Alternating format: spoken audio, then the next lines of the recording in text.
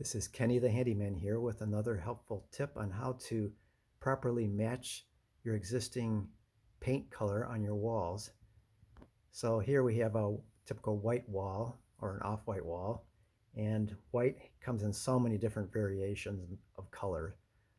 It's almost impossible to pick the right color match unless you use a computer to do it.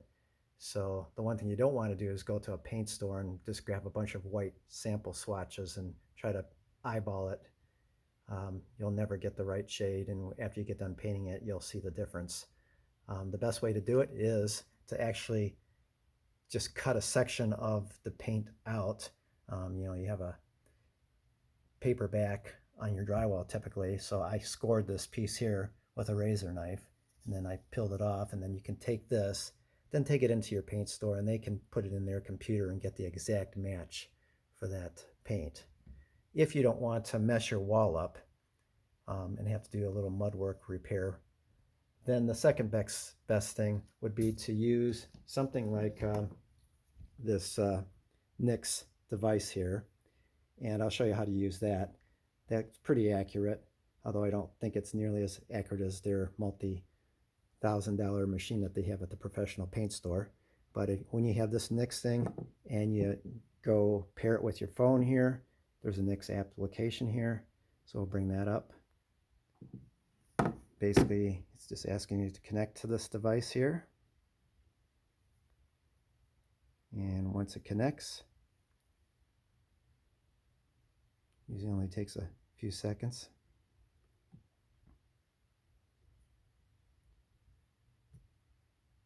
There we go.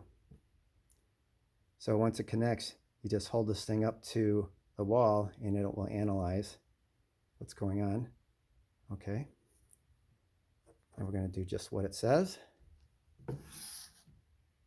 And we're going to connect this, put this right on a white area of the wall.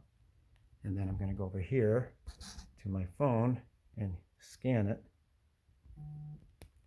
So it's scanning it, and it found a match that quickly. So this is what it came up with. The best match is a Benjamin Moore Hardywood putty match. And it's showing you that. You probably can't see it on the surface, but the lighting on the phone doesn't look as good as the lighting in the room, so it looks like it's a pretty close match. So that's how you do it without damaging your wall if you want to use a device like this. And these things are pretty inexpensive at a hardware store. Hope that helps.